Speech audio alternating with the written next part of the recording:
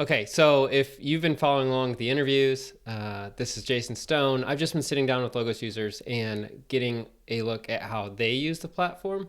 And so, what we talk about often with these interviews is it's not just a training session to learn how to use a specific tool or feature within the platform. This is a peek behind the curtain of how different people use it in their own practice in different ways. And so, I'm excited. There's a friend of mine I'm sitting down with today, Mark Ward. We've worked together, and I'm excited not only to sit down and learn how he's using Logos himself, but also to hear about what he's been up to. So, Mark, thank you for taking the time to sit down and share some of the ways that you use Logos with myself and with the people who are catching these interviews. So, thanks, Mark. Yeah, Jason, thanks for having me. I really appreciated your friendship, your Christian friendship. We've only gotten to see each other. Was it only once in person at Yeah, that it was like a team week. meeting? Mm-hmm. Yeah, but Not that was really enough. special. I really enjoyed that, and you were one of the highlights of that. Well, the whole team was really great. We really had a great team there. That we both ended up leaving in various ways. You went to another team, although our team Mm-hmm. still kind of felt that you were one of our own. And then I ended up leaving Logos. No hard feelings or anything. I still absolutely love it, as we'll see in this video. But yeah, it's been really great to see what you've been up to there, even after I departed. Yeah. Thanks, Mark. What have you been up to since you left? I And then spent, kind of yeah, before you, as you hop into that, in what way do you use Logos now as well? That'd be sure. really helpful to set the stage before we hop into today's discussion. Yeah, maybe I could answer both of those. As I like to say, kill six birds with three stones.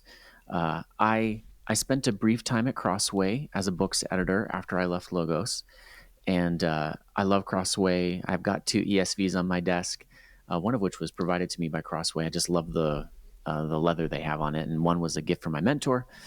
But I wasn't actually a good fit doing Chicago Manual of Style stuff. I just didn't belong in that role, and so I ended up moving on. And they were very generous and gracious to me. But I have gone on my own, and what that means is YouTube and web design, and both of those kind of break into categories. But web design doesn't really use Logos much, although I do use the Logos ref tagger on practically all my sites because I'm mostly doing church web design and hosting. What's the ref tagger? I know it'd be good to share because some Yeah, folks don't even know about it at all. yeah, it's I've been using it for time out of mind. Basically, it automatically catches anytime you use a Bible reference on your site, although you can exclude it from catching the references in headings, for example, or bold or italic, whatever you want. But a bunch of my churches that I serve will have doctrinal statements, and after each point, there will be a bunch of Bible references, and Ref Tagger will tag those so that if you hover your cursor over them, you'll see that verse pop up in whatever version they choose. And it's just one of those handy things somebody had to do, and I was glad to see Logos do it years ago. So I still use Logos there, but my main use of Logos is in my preparation of scripts for YouTube, and some of those scripts are regular videos. I'm trying to keep up a once a week practice that I began when COVID started. I've pretty much not missed a week in 5 years now. I'll even exceed that a little bit. And I'm also building courses, both for my own YouTube channel and potentially, I can't reveal the details, but Mm-hmm. some other platforms as well coming up. I'm really excited about that. I write articles, I write books on occasion. So and I teach Sunday school. Often recently, my use of Logos has been in bed reading on my iPad mini, stories with intent and other commentaries that the passage guide sends me to for whatever parable I'm teaching on in Sunday school. That's awesome. Yeah. That's a lot of different avenues. Like creating the scripts will be new. Um, I don't know. We haven't had anybody sit down for an interview that does YouTube videos in that way. So that's pretty cool.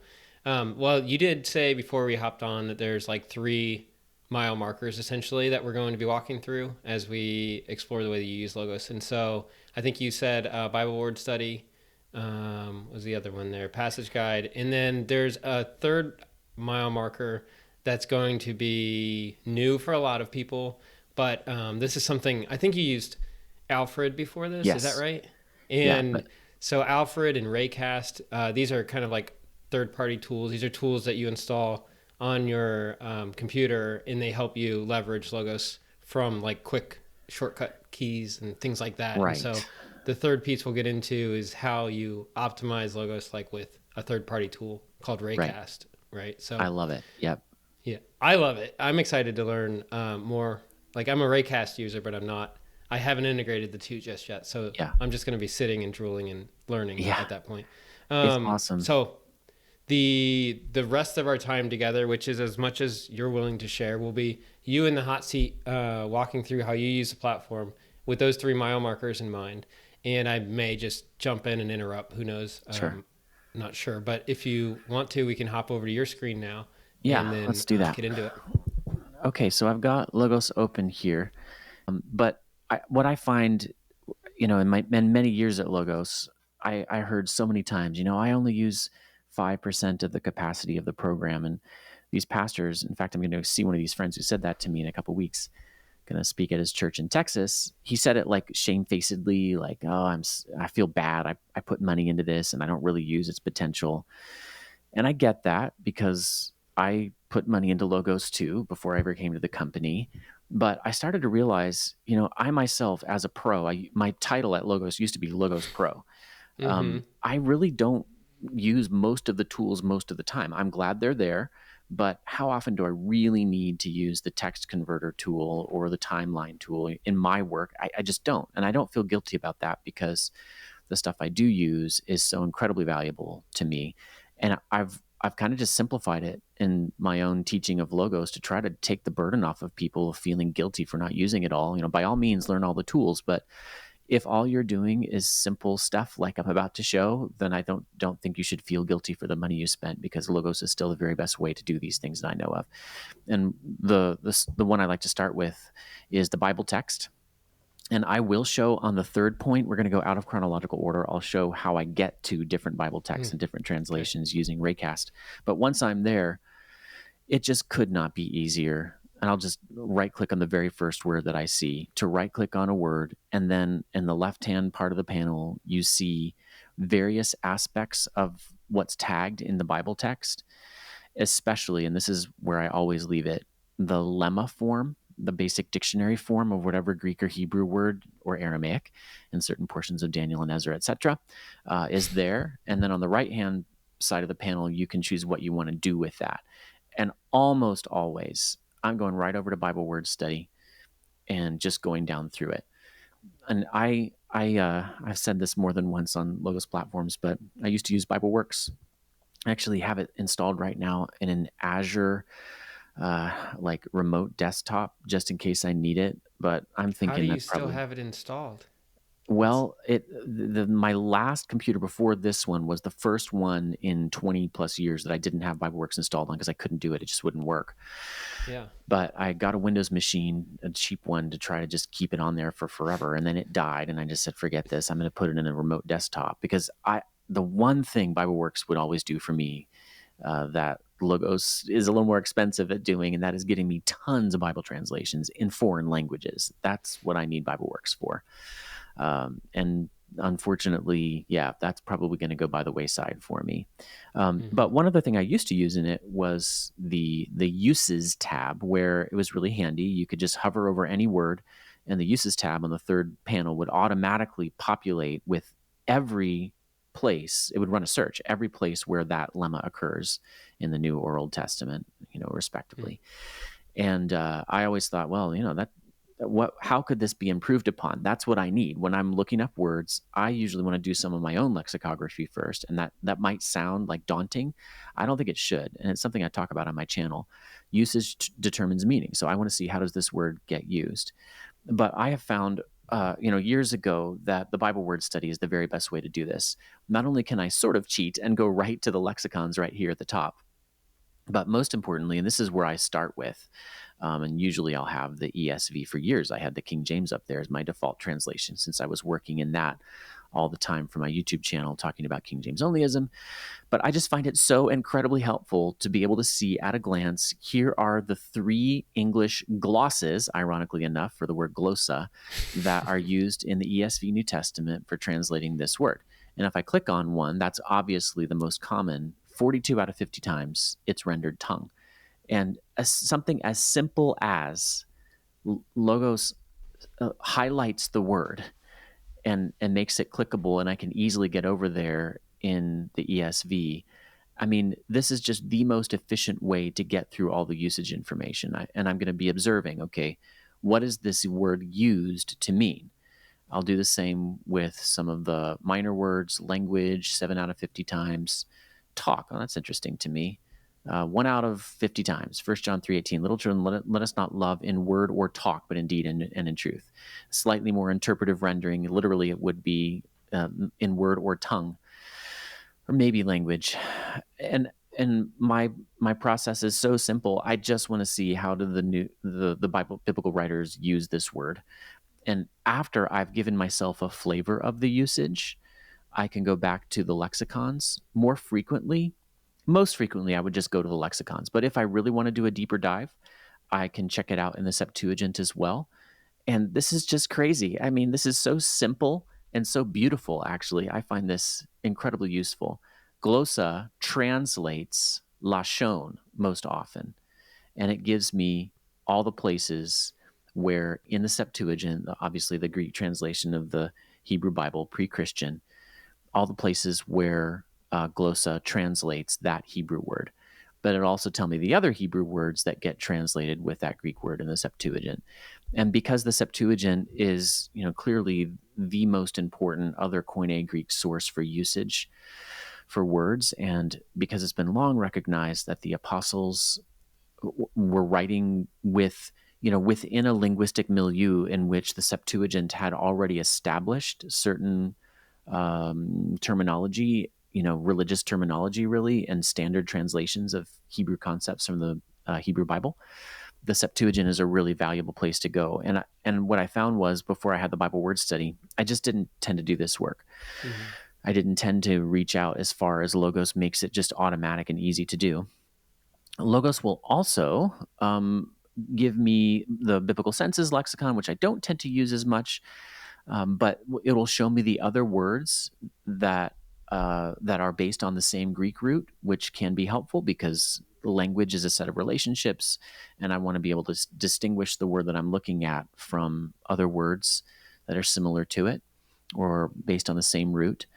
I will often go to lemma and passage and other textual searches if I'm going even deeper. So Josephus and Philo, Apostolic Fathers, I can just click and I'll do a quick search and be able to see in fact, I think I can, in this place, add a version of the English, and it should show me in English. Yeah. So, I mean, that's just incredibly handy. Mm-hmm. To be able to not only see the word in Josephus, but to have an English translation right there.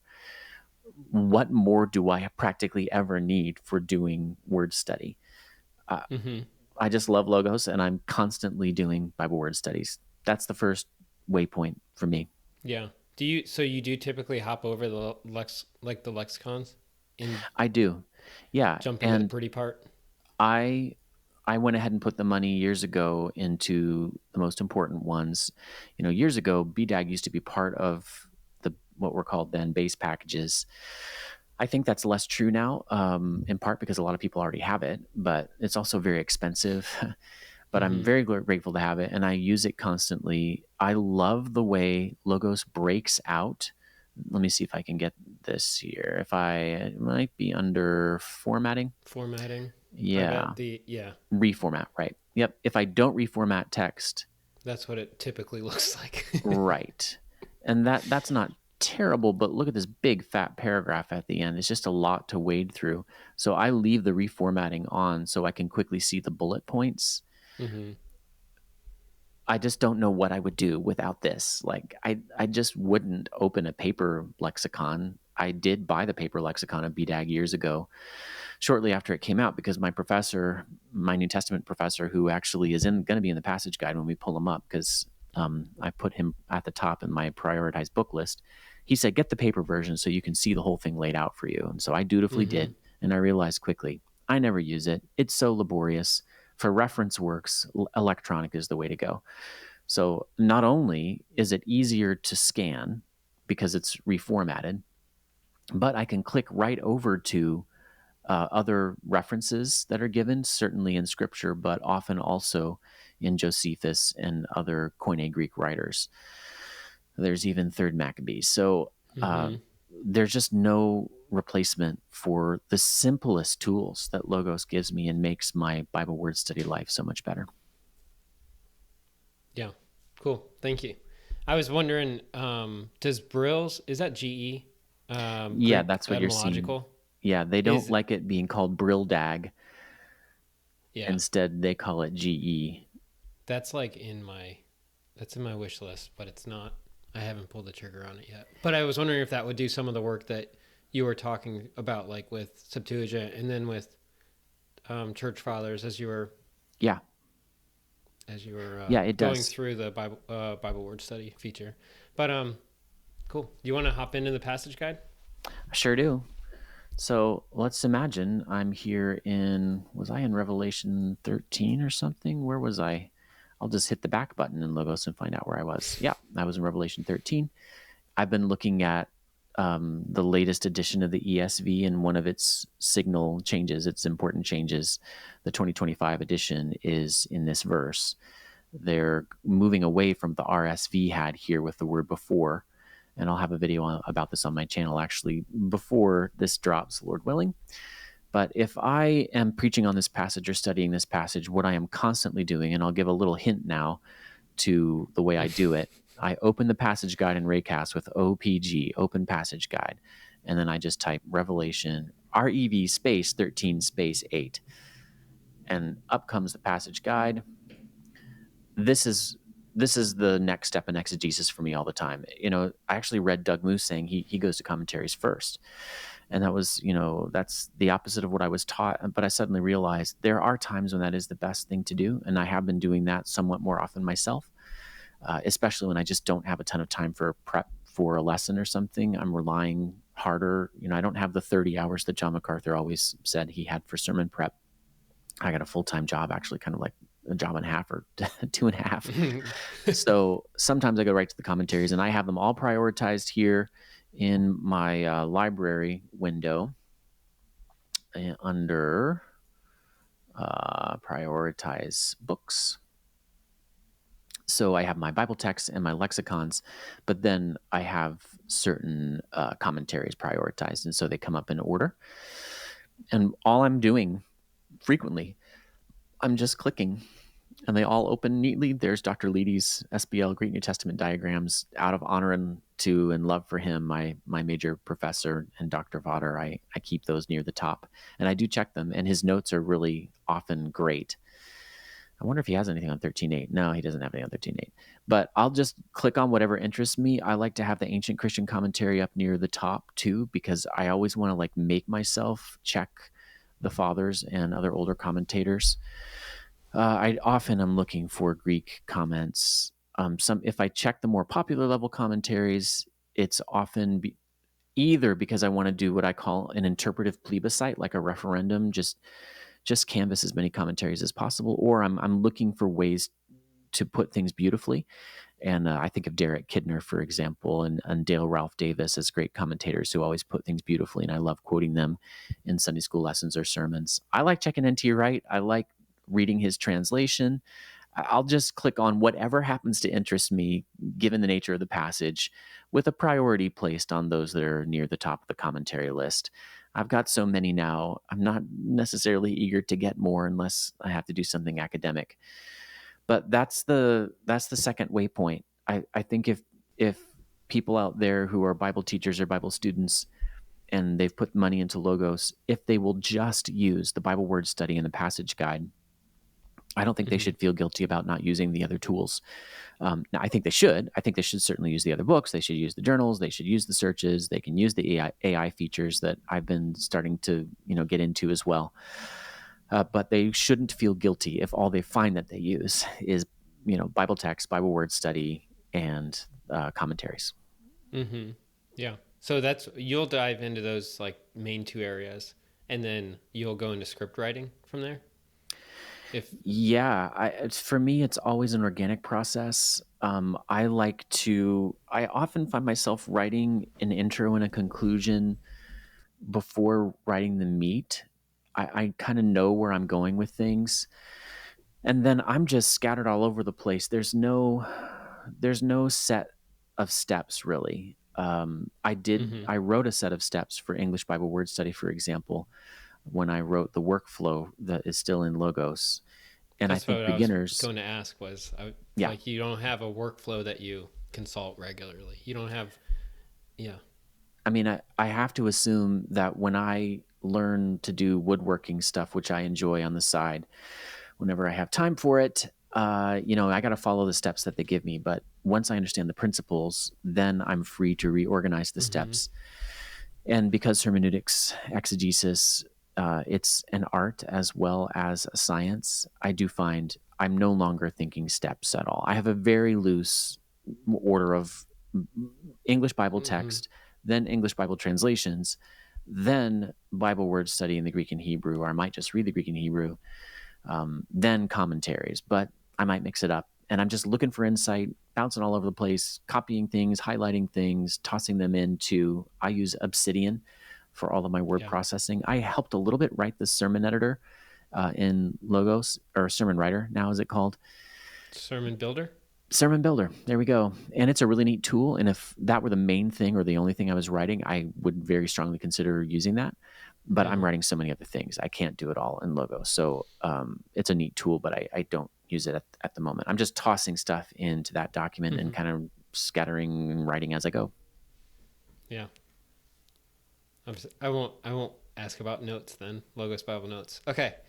I'm like really excited about Raycast though, so I'd love Yeah. to get into Raycast. I don't know how much you want to show or how much you can show, um, but I'm So curious. I know that there's a, like, if you close Logos altogether, can you still jump into it from there? I feel like you can. Is that right? yeah. Will it open the program for you? Well, I guess I should find that out. If I type OTC for Open Text Comparison Tool, and this is all custom made here with some help from a friend who also does contract work for Logos, and I go to Revelation 13:8. I believe it should. Yep, it's opening Logos. It's opening it in the wrong window. Oh, it's making me Mm-hmm. sign in. That's kind of weird. All right, preparing Oh, books and data sets. Here we go. So yeah, it opened the program, and with Raycast, I actually have HyperKey L set up to open Logos as well. That's funny though, because hyperkey. uh, Yeah. because it made me sign in. It didn't actually open the text comparison window. Okay, Okay. let me explain Raycast a little bit, and let me explain what I'm going to explain. Number one, what you're going to see here is meant to whet your appetite to get you interested in this. And if you want to know more, I have a course that by the time of this video dropping on Jason's platform, Lord willing, will have come out on the last day. The first episode of this course will come out on February 29th of 2025. I call it Bible Tech 401 because I'm going to dig into all the tools that I use for biblical research and writing. My friend Annie Naselli uses Zotero. I don't. My good friend Brian Collins uses OneNote. I don't. I use Obsidian. I use Raycast. Of course, I've used Logos. And so Logos is going to be the very first video in the series. And as part of that series, I will be doing a video on Raycast and its use in Logos. So I will not go into detail and that, unfortunately, in the first episode, which is the only one that's going to be the free part of the course. But I just want to let you know that if you get that whole course, and you could get it for as little as $25 if you just sign up for 1 month and work all through the videos on YouTube or Patreon. At that level, you'll get access to them. I absolutely love Raycast and believe that every Logos user should use it. I want to show you what's your appetite for how I do it. And first, I'll just point out that Raycast is an app launcher and all kinds of other things. I have tons of tools here. I can send messages to my wife. I can schedule things. I can search for files. I can open up any app. But among the major things that I'm doing all the time are searching. I've set up searches so that I can search. Amazon is just and then I type a query. I can search for any book. With Logos, however, I have set up a set of extensions that were partially put together by a good friend of mine, and then you can see them here. I can open all kinds of translations. I can open all kinds of tools. and I can do it with keyboard shortcuts that I specify. So what I find myself doing constantly is command space for me, and unfortunately this is only for Mac. I do not know if there's something similar for Windows. I have to imagine that there is, because this is all based on, well, let me show you that. In Logos, practically everything you can copy as a URL location. So here's this, gobbledygook link, but Raycast uses that to get me where I want to go in Logos. So if I hit Command Space to invoke Raycast, then I type OTC for Open Text Comparison, I can go to John 3:16, any verse I want. If I type ONIV and then I tab over to the search box, I can type Revelation 13:8 and go directly to the NIV at Revelation 13:8. I will also do this in my Greek and Hebrew text. Here's Scrivener, OSCR. I've tried to use a system of shortcuts that'll make it easy for me to remember. If I type OESV, I can go right to the ESV. I also have set up my dictionaries. So if I type OBDAG, and actually I use Unicode and can switch over to it easily with Command Escape, and then I type a word like glossa, takes me right there in BDAG. If I get back to my US keyboard and type OLD for Oxford Latin Dictionary, I can search for whatever I want, quorum. I find that I get really frustrated if I have to click in order to open stuff that I just want to access really, really fast. So I can whip around so incredibly fast in Logos, and it's very responsive. That was one thing I always liked about BibleWorks. One of the few things I kind of liked about it over Logos for years was because it was simpler and it kept the same panels open all the time, basically, it was faster than Logos. But what I didn't realize until this tool came out, and I used an earlier iteration in Alfred, and I put a video up on my channel about this, what I didn't realize was that Logos could do the same thing. It just wasn't set up with a command line interface. It does actually have one, but it's not built around that the way BibleWorks was. So I've built my own command line interface with the help of my friend Chris Pennington, who is a contractor for Logos as well in the user ed department. And I've set up, how many is it? It's quite a lot of these links. All of the major translations in English, all of the major Greek and Hebrew texts. Oh, also, I find I'm frequently searching my library, which for me is SLL. I will search my library. I'll just do what it suggests. I'll just search it for Bavinck, and bam, up comes a search in the library for Bavinck. Do you know why it suggested that? Is that because you've searched it before? That is because when I and Chris wrote these little scripts, so I took Chris's script and I iterated it. He had it for maybe 10 or 15 translations, and now I have it for like 50. And because Bible translations all have this convenient, 3-letter code, it's not hard. And actually, Raycast will guess at what you're trying to type anyway. So if I forget, it'll usually find it for me, and I don't usually forget. So I think that's part of the scripting. And if you buy my course, my plan, I'm going to be releasing one video a week, and Bible Tech 401 is the name of the course. If you get this course, then you'll get access to those files, and I'll teach you how to use them. I would love to see this have wider adoption. That's the plan. Yeah.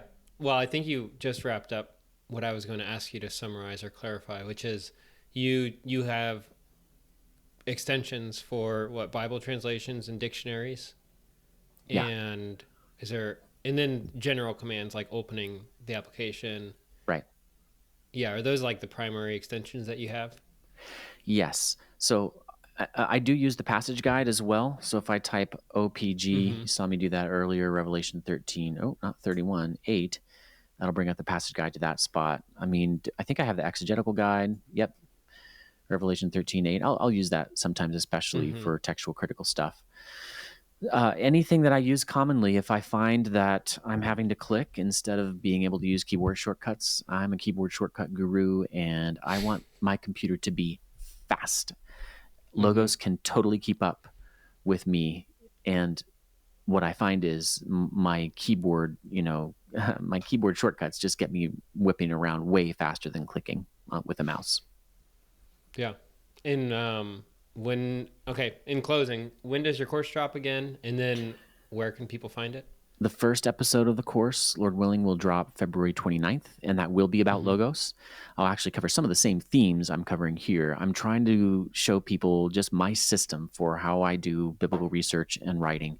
For what it's worth, people have their own ways of doing things, but I do these kinds of things. I go through other people's processes, hoping I'll just pick up one or two little things, and maybe that will be the case for people out there. And then as time passes, Lord willing, one video a week or possibly more, I'll be adding to that course. And then there will come a point at which, in fact, I have it all planned out here.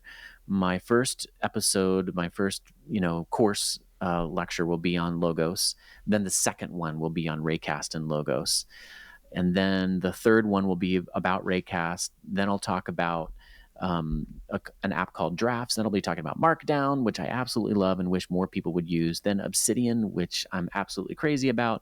Then regular expressions, managing search engines, Descript, and then my use of AI. And then I have some kind of honorable mention apps that I'll talk about. So that's Bible Tech 201, and it should start dropping on my channel at the $25 a month level, or on Patreon at the same level, February 29th. Okay, awesome. Well, I'll absolutely put the link to your channel down below. Thank you and so to your much. Patreon too.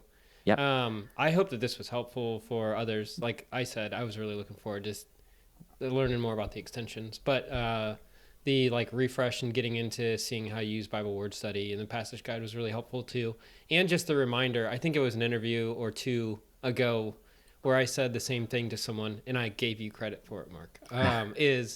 Is you use 5 or 10% or something of the application, and you're flying. You're doing a great job, and you don't have to feel bad about not using more of it. If all you do is sentence diagramming and reading scripture and keeping notes or something like that, just a couple of things, then that's amazing, and you don't need to be discouraged. Right. So, yeah. Well, thanks, Mark. Thanks for your time. And this will be going up later in February. Again, the link to the course is going to be in the description of this video. And at my website, wordonwords.com. I'll drop it. Yeah, that sounds good. I'll put that in the description as well. Make sure you check that out if you're watching this replay. Thank you for watching through. I hope you picked up something new that's edifying in your studies. So thank you. And thanks, Mark. Thank you.